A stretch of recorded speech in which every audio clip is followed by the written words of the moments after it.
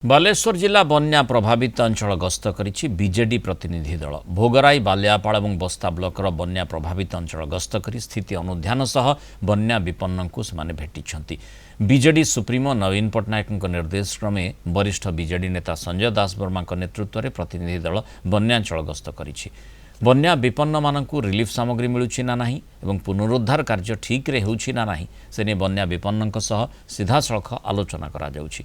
ଗସ୍ତରେ ଜଳେଶ୍ୱର ବିଧାୟକ ଅଶ୍ୱିନୀ ପାତ୍ର, ଭୋଗରାଇ ବିଧାୟକ ଗୌତମ ବୁଦ୍ଧ ଦାସ, ସୋର ବିଧାୟକ ମାଧବ ଧଡ଼ା, ପୂର୍ବତନ ମନ୍ତ୍ରୀ ରଘୁନାଥ ମହାନ୍ତି, ବିଜେଡି ନେତ୍ରୀ ଲେଖାଶ୍ରୀ ସାମନ୍ତ ସିଂହାରଙ୍କ ସମେତ ବହୁ ବରିଷ୍ଠ ବିଜେଡି ନେତା ସାମିଲ ଅଛନ୍ତି। ସୁବର୍ଣ୍ଣରେଖା ଏବଂ ଜଳକା ନଦୀର ଜଳସ୍ତର ବିପଦ ସଂକେତ ଉପରେ ପ୍ରବାହିତ ହେଉଥିବା ବେଳେ ବାଲେଶ୍ୱର ଜିଲ୍ଲାରେ ବନ୍ୟା ସ୍ଥିତି ଗମ୍ଭୀର ରହିଛି। ବାରମ୍ବାର ବନ୍ୟା ବିଭୀଷିକା ଲୋକଙ୍କ ଦୁର୍ଦ୍ଦଶା ବଢ଼ାଇଛି।